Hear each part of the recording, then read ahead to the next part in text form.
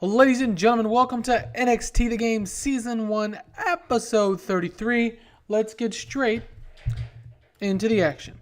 The NXT video montage ends and shows Mr. NXT holding the NXT Money in the Bank briefcase. Mr. NXT hitting the ring has a microphone now. Mr. NXT tells the NXT universe that he can cash in his championship at any place, any time, and nobody can stop him. Out walks Andrade Cien Almas.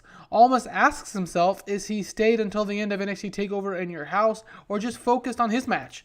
Almas says that per Regal, if he defeated Adam Cole, he was the number one contender to the NXT Championship.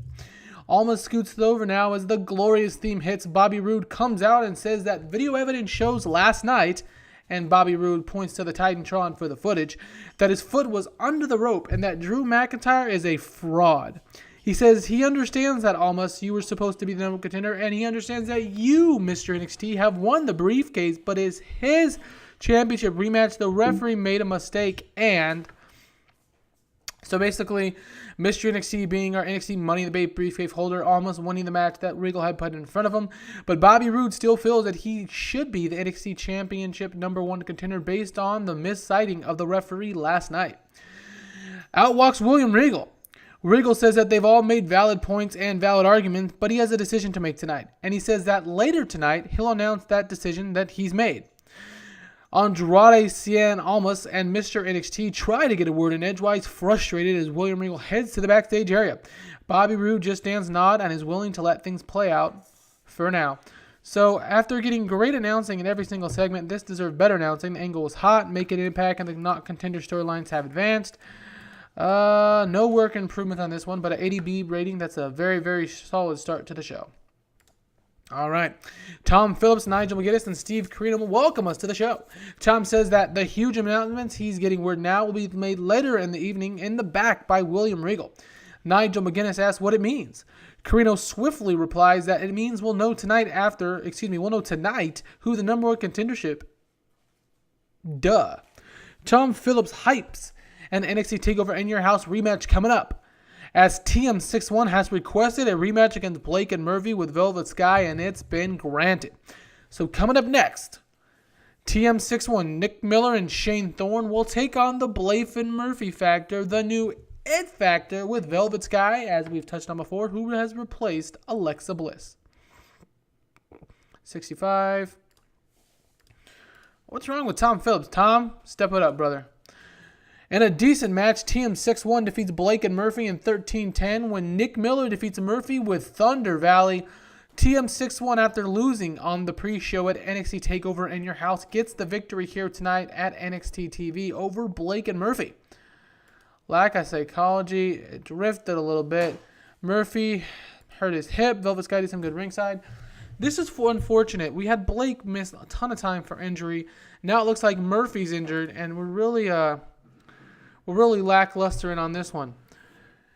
We quickly get some highlights about the Young Bucks debuting and costing DIY the NXT Tag Team Championships at NXT TakeOver in your house.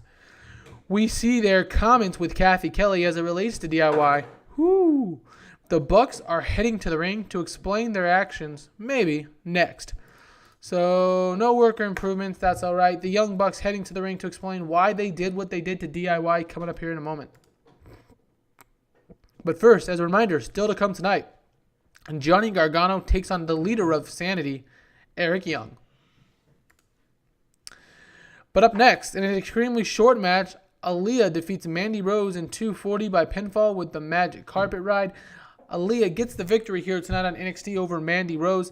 And I wanted to mention my women's bouts, as their performance ratings aren't as good as most of my men. I've switched their matches to the eye candy rating. I believe it was Boy Do It, and I thought it was a great idea, so I'm going to go ahead and steal that idea as it relates to basing some matches on these aims. So Aaliyah gets the victory over Mandy Rose and a 55 rating, much better than the 23s and 24s we've been getting for the women otherwise. improvements, no worker improvements, but that's okay. It was only 2 minutes and 40 seconds. We come back and see the Young Bucks entrance finishing to an awaiting Kathy Kelly in ring. The Young Bucks get in with Kathy Kelly as she starts immediately saying that NXT TakeOver in your house, she only sort of got an answer from the Bucks as it relates to why they did what they did. Matt Jackson says he wanted to stop right there, and Nick Jackson picks up talking. He says the statement they made at NXT TakeOver stands. The amount of shits they give about DIY, is none. They give no shits about DIY. They've seen their videos here in NXT, and to be honest, as Nick, NXT has made them soft. They used to be superstars. Capital S. The Young Bucks quickly finish it off saying that they're the new fan favorites here in NXT, and if DIY doesn't like it, they can kiss their merch-selling asses. The scene then abruptly ends again, as we don't really get a reason why the Young Bucks are doing what they're doing, aside from they want to be the guys here in NXT.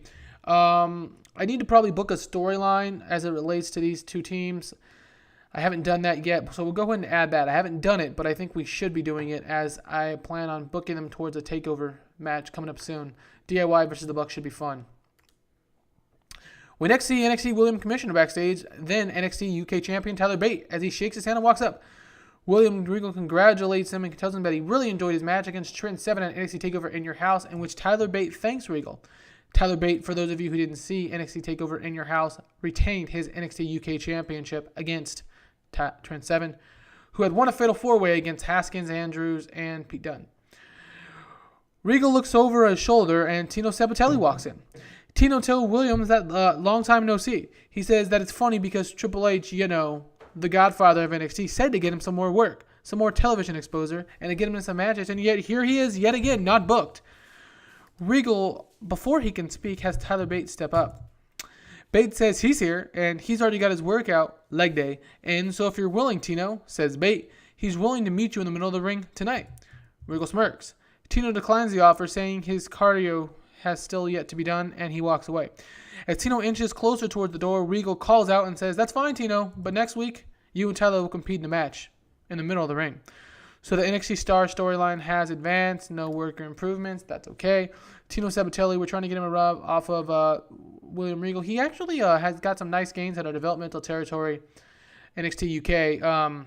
So he's back here on NXT, and we'll be getting a little bit of an opener push. Tyler Bate's probably going to be a one-off match. I don't expect Tino to win. But he will be getting a match here with Tyler Bate next week on NXT. Alrighty. Now, we've just been given word that tonight's main event is going to feature Roderick Strong and No Way Jose teaming together to take on the NXT Tag Team Champions, the Authors of Pain, who are riding so high from NXT TakeOver in Your House that they're putting the NXT Tag Team Championship on the line just to prove a point. So Akam, Razor, Paul Ellering, No Way Jose, and Roderick Strong will meet in the main event tonight with the NXT Tag Team Championships on the line. So we're doing an unopposed storyline now with the Authors of Pain, mainly because they've been so dominant here in NXT. And if you heard that toilet flushing, I am not in the restroom. That is one of my children. They left the door open while they're using the restroom. Fantastic. Either way, the Authors of Pain will be taking on Roderick Strong and No Way Jose tonight here on NXT in the main event for the NXT Tag Team Championships. Authors of Pain, as you recall, are undefeated. Next, in a decent match, Dance defeats Hideo and Tommy in 12:33 with an SDT. Hideo Itami meant that he was unable to be called, and the finish was changed on the fly. Tim Daunced, a member of the Crow's Nest, gets the victory here tonight over Hideo Itami, and Hideo Itami gets the sustained a shattered knee, which is unfortunate. He was obviously, given what happened at NXT TakeOver in Your House against Crow, he took the loss. So we were going to build him back through Dance and Masada, but we're going to have to change it on the fly here because Hideo Itami has just shattered his kneecap here in NXT. If Hideo Itami has any luck, it's bad luck. This is absolutely unfortunate news for Hideo Itami, who is going to be getting a big push again here in NXT for me. So that's really fucking unfortunate. All right, next we'll see William Regal backstage as he smiles. Regal says he's come to his decision as it relates to the NXT Championship #1 contender. Regal says all three men have made great cases. Mr. NXT won the NXT Money in the Bank briefcase, ousting 5 other top contenders here in NXT, and he should absolutely be considered, and is, for a match against NXT champion Drew McIntyre. But not now. Bobby Roode, says Regal, I've seen footage and your foot was indeed under the rope and the referee missed it. It's unfortunate, and you're considered atop the contendership standings as well. However, just not #1 contender, unfortunately. I'm going to have to stand by my officials, but Bobby, keep working hard. and your chance is coming up again soon. Andrade Cien Almas. I said if you defeated Adam Cole, you would be the number 1 contender. You did just that. And clean, I might add. I am a man of my word. So I will prepare the papers for your match against Drew McIntyre for the NXT Championship. Andrade Cien Almas, even though you ditched, dodged, and did everything you could to get out of that Adam Cole match, you defeated Adam Cole, and you have earned what I had put in front of you. William Regal was good, got the crowd hotter, making an impact, and not contenders has advanced. So William Regal naming Andrade Cien Almas as the number 1 contender to Drew McIntyre's NXT Championship. Next, Aleister Black returns in 2 weeks. A nice little vignette for Aleister Black. He'll be returning quickly. Remember, he was hurt about a month or 2 ago, and he'll be returning. Next, in a decent match, Eric Young of Sanity defeats Johnny Gargano in 13:08 by pinfall with a spike pile driver after a distraction from Matt Jackson.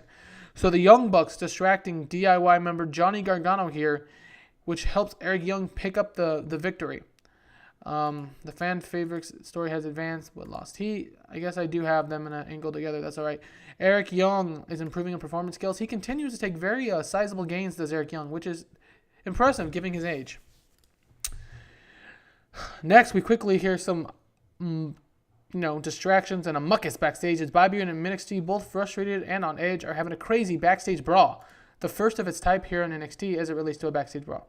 The brawl begins with Bobby Roode and Mr. NXT arguing in the back after passing one another about not being the number 1 contender. Mr. NXT throws the first punch, leveling Bobby Roode and sending him down onto the hard, cold concrete.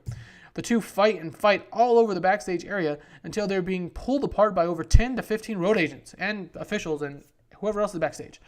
This program angle begins and ends with William Regal simply not declaring them the number 1 contender.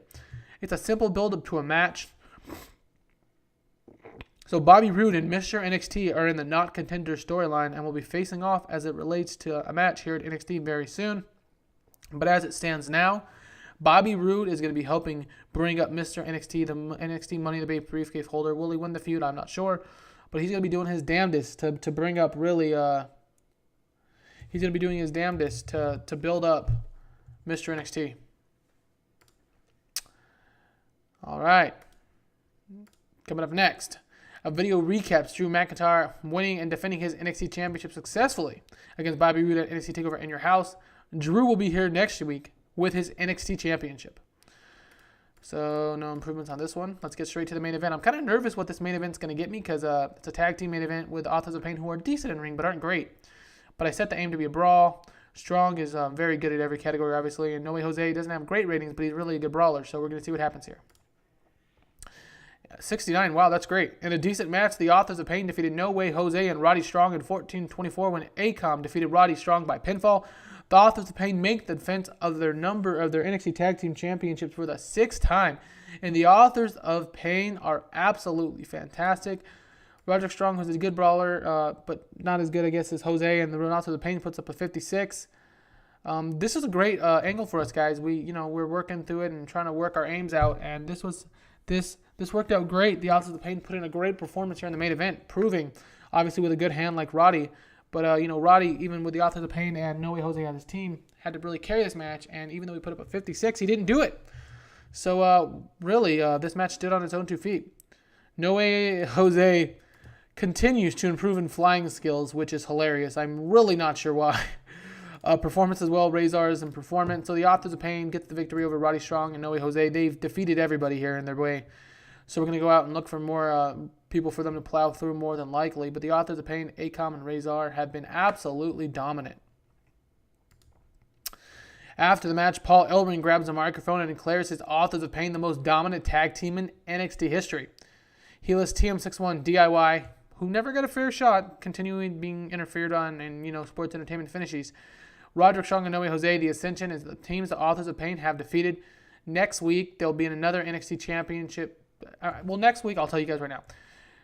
Anyways, Regal says aloud to himself, Paul Ellering says aloud to William Regal that his Authors of Pain want competition. They need competition. They starve competition.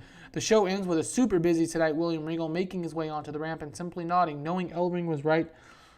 So basically, the Authors of Pain are going to have another NXT Tag Team Championship match next week against another team they have not faced before.